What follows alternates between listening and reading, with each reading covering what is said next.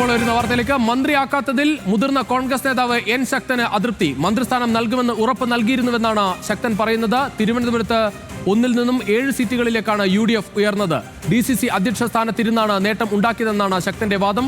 ശക്തനെ മന്ത്രിയാക്കാത്തതിൽ നാടാർ സമുദായത്തിനും അതൃപ്തി. വിശദാംശങ്ങളുമായി ബിനിൽ ലീല സാബു ചേരുകയാണ്. ബിനിൽ, നാടാർ വിഭാഗത്തിന്റെ വലിയ പിന്തുണ ഈ തെരഞ്ഞെടുപ്പിൽ UDFന് ഉണ്ടായി എന്ന കാര്യം മാത്രമല്ല, ഈ ജില്ലാ അധ്യക്ഷന്റെ സ്ഥാനത്ത് വലിയ തർക്കങ്ങളൊക്കെ ഉണ്ടായ ഒരു സ്ഥലമാണ്. അവിടെ ആ സാന്നിധ്യമായി ഒരു താൽക്കാലിക ഒരു ക്രമീകരണമാണെങ്കിൽ കൂടി അവിടെ ഇരുന്നു കൊണ്ട് ആ കാര്യങ്ങളൊക്കെ നിയന്ത്രിച്ച ആൾ കൂടിയാണ് എൻ ശക്തൻ. വലിയ അതൃപ്തിയിലാണ് മുതിർന്ന നേതാവ്.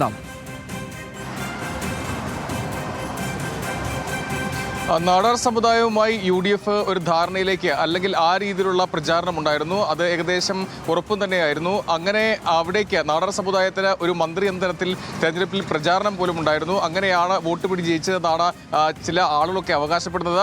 ആ രീതിയിൽ നിൽക്കുമ്പോൾ ശക്തനെ മന്ത്രിസ്ഥാനത്തേക്ക് പരിഗണിക്കാത്തതിൽ അദ്ദേഹത്തിന് വലിയ എതിർപ്പുണ്ട്. സമുദായം മാത്രമല്ല, അദ്ദേഹം പറയുന്ന കാര്യം താൽക്കാലികമായി DCC അധ്യക്ഷനാക്കിയെങ്കിലും അതിനുശേഷം നടന്ന തദ്ദേശ തെരഞ്ഞെടുപ്പ് വലിയ മുന്നേറ്റം ഉണ്ടാക്കാൻ കഴിഞ്ഞു. ജില്ലയിൽ ഇപ്പോൾ നഗരസഭയിൽ പോലും ആ നേട്ടം ഉണ്ടാക്കാൻ കഴിഞ്ഞു. കൂടുതൽ സീറ്റുകളിലേക്ക് ജയിച്ച് കയറാൻ കഴിഞ്ഞു. അതോടൊപ്പം ഈ നിയമസഭാ തെരഞ്ഞെടുപ്പിൽ താൻ ജയിക്കുക മാത്രമല്ല, 7 സീറ്റുകളിലേക്ക് 1 സീറ്റ് മാത്രമാണ് UDFന് ജില്ലയിൽ ഉണ്ടായിരുന്നത്. 14 സീറ്റുകളിൽ 1 സീറ്റ് മാത്രമാണ് ഉണ്ടായിരുന്നത്. അതിൽ നിന്നും UDF 7 സീറ്റുകളിലേക്കായി ഉയർന്നു. ആ നേട്ടം ഉണ്ടാക്കിയതിന് പിന്നിലും DCC അധ്യക്ഷ സ്ഥാനത്തിരുന്ന് താൻ ആ രീതിയിൽ പ്രവർത്തിച്ചിട്ടുണ്ട്. അതൊന്നും പരിഗണിച്ചില്ല എന്നാണ് അദ്ദേഹം പറയുന്നത്. മുതിർന്ന നേതാവ് എന്ന പരിഗണന പോലും ലഭിച്ചില്ല എന്ന് അദ്ദേഹം പറയുന്നുണ്ട്. വലിയ എതിർപ്പ് അദ്ദേഹത്തിന് ഇക്കാര്യത്തിലുണ്ട്.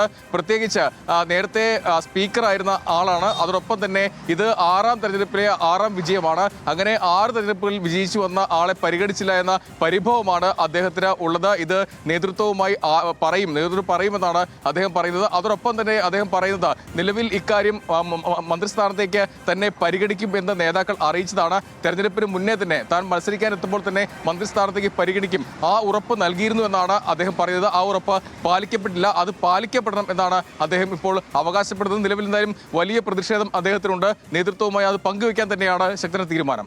പിന്നിൽ ഈ പുതുമുഖങ്ങൾക്ക് ഒരുപാട് അവസരങ്ങൾ കൊടുത്ത ഒരു മന്ത്രിസഭയാണ്. 14 പേരൊക്കെ പുതുമുഖങ്ങളാണ്, മുഖ്യമന്ത്രി അടക്കം. പക്ഷേ നേരത്തെ മന്ത്രിയായ ആളുകളെയൊക്കെ കാര്യമായി തന്നെ അവഗണിക്കുന്ന ഒരു സ്ഥിതി ഉണ്ടായിരുന്നില്ല. ആ ഘട്ടത്തിൽ കൂടിയാണ് ഇത്തരത്തിൽ എൻ ശക്തനെ പോലെ മുതിർന്ന നേതാവ് ഏതെങ്കിലും ഒരു പദവിയിലേക്കെങ്കിലും എത്തുമെന്ന് പ്രതീക്ഷിച്ചിരുന്നത്. ഒന്നുമില്ലാത്ത അവസ്ഥയിലേക്ക് കാര്യങ്ങൾ പോയത്. വലിയ ഒരു പ്രശ്നം എന്ന് പറയുന്നത് 102 സീറ്റുകളിലേക്കാണ് ജയിച്ചത്. പ്രധാനപ്പെട്ട നേതാക്കളൊക്കെ ജയിച്ചു വരികയും ചെയ്തു.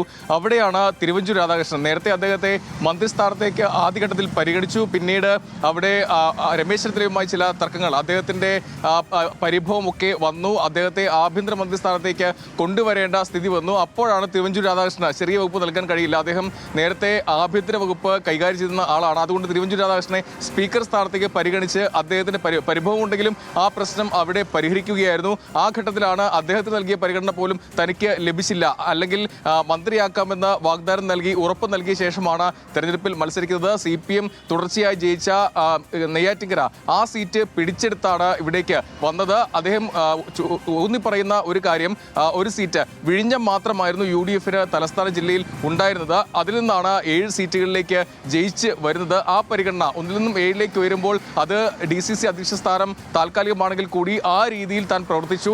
തദ്ദേശ തെരഞ്ഞെടുപ്പിൽ വലിയ മുന്നേറ്റം ജില്ലയിൽ സംസ്ഥാനത്താകം ഉണ്ടായപ്പോൾ തലസ്ഥാനത്തും അതിൻ്റെ മുന്നേറ്റമുണ്ടായി. അതിന് അക്ഷീണം പ്രയത്നിച്ചു. അതുകൊണ്ട് കൂടിയാണ് തന്നെ സ്ഥാനാർത്ഥിയിലേക്ക് പരിഗണിച്ചത്. അത് CPMന്റെ ഒരു കോട്ട, അല്ലെങ്കിൽ നേരത്തെ CPMന്റെ കോട്ട എന്ന് പറയുന്ന നെയ്യാറ്റിൻകരയിൽ നിന്ന് ജയിച്ച് വരികയാണ്, നിയമസഭയിലേക്ക് വരികയാണ്. ആ ഘട്ടത്തിൽ മന്ത്രിയാക്കാമെന്ന് ഉറപ്പ് നൽകിയതാണ്. അങ്ങനെയാണ് താൻ മത്സരിച്ചത്. അങ്ങനെയെങ്കിൽ ആ മന്ത്രിസ്ഥാനം നൽകിയില്ല. അതോടൊപ്പം തന്നെ നാടാർ സമുദായം കടുത്ത അതൃപ്തിയിലാണ്. അത് പറയാൻ കാരണം നാടാർ സമുദായത്തിൽ നിന്നും ഒരു മന്ത്രി എന്ന രീതിയിലാണ് കോൺഗ്രസ് പ്രാദേശിക അവിടെയുള്ള പ്രവർത്തകർ ആ വോട്ട് പിടിക്കാനെത്തിയത്, അല്ലെങ്കിൽ വോട്ട് ചോദിച്ചത്. നാടൻ സമുദായത്തിന് ഒരു മന്ത്രി ഉണ്ടാകും, അതുകൊണ്ട് എൻ ശക്തന് വോട്ട് നൽകണമെന്നായിരുന്നു പറഞ്ഞത്. അങ്ങനെയാണ് പ്രചാരണം നടത്തിയത്. എന്നിട്ടും മന്ത്രിസ്ഥാനം നൽകിയില്ല എന്നാണിപ്പോൾ അവരുടെ ഒരു പരിഭവം പറയുന്നത്. ഇതൊക്കെ നേതൃത്വത്തെ അറിയിക്കാൻ തന്നെയാണ് എൻ ശക്തന്റെ തീരുമാനം. രുചീഷൻ.